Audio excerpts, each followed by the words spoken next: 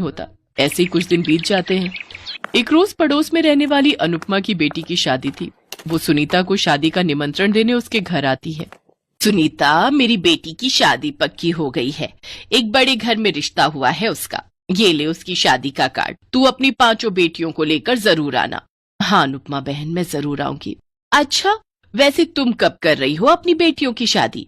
क्या उन्हें घर पर ही बैठाने का इरादा है? वैसे भी तुम इन 5 की शादी करोगी कैसे?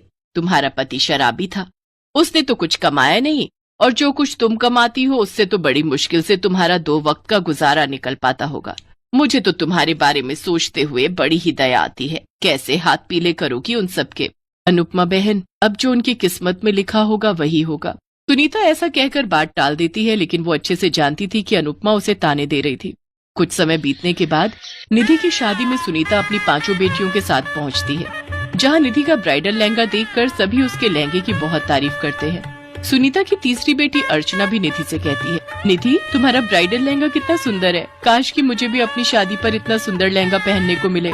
अरे ये लहंगा तो मेरे ससुराल वालों ने फॉरेन कंट्री से मंगवाया है, जो कि बहुत ही महंगा है, और तुम जैसी गरीब लड़कियां तो सपने में भी इतना सुंदर लहंगा नहीं देख सकती।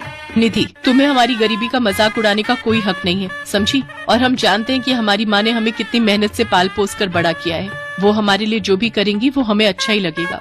वो 5 बहनें बहुत ही समझदार थी। वो अपनी माँ की हालत जानती थी, इसलिए वो किसी भी चीज की फरमाइश नहीं करती थी। एक रोज सुनीता की तबीयत थोड़ी खराब थी तो उसकी मंझली बेटी रेखा उससे कहती है, माँ आज तुम काम पर मत जाओ, तुम्हारी तबीयत ठीक नहीं है। आज आपकी जगह मैं सब्जियां बेचने चली जाती हूँ। लेकिन बेटी तू कैसे? वो ठीक कह रही है माँ, और मैं घर का सारा काम करूंगी और अर्चना और छोटी आपकी सेवा करेंगी।